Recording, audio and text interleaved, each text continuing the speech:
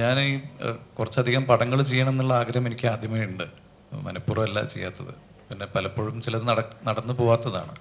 പല പടങ്ങളും ഇപ്പം നേരത്തെ കാക്കിച്ചട്ട മാത്രമല്ല, ഇഷ്ടംപോലെ സിനിമകൾക്ക് വേണ്ടി ഞാൻ കുറേ നാളുകളും മാസങ്ങളും അതിൻ്റെ പിന്നാലെ പ്രവർത്തിച്ച് ചിലവരുടെ ഫൈറ്റ് കുറച്ചും കൂടിയും സമയമെടുക്കും, ചിലവരുടെ വളരെ എളുപ്പമായിരിക്കും ചിലവരുടെ ലൈഫിൻ്റെ യാത്ര. അപ്പം എനിക്ക് പലപ്പോഴും ഞാൻ വളരെയേറെ ആഗ്രഹിച്ച് അതിൻ്റെ പിന്നാലെ പോയി നടന്ന് ശ്രമിച്ചിട്ടുള്ള പടങ്ങൾ ഒന്നും തന്നെ നടന്നിട്ടില്ല എത്രയോ വർഷങ്ങളായിട്ട്. അതെന്തോന്ന് എനിക്കറിയില്ല, പല കാരണങ്ങളായിരിക്കാം.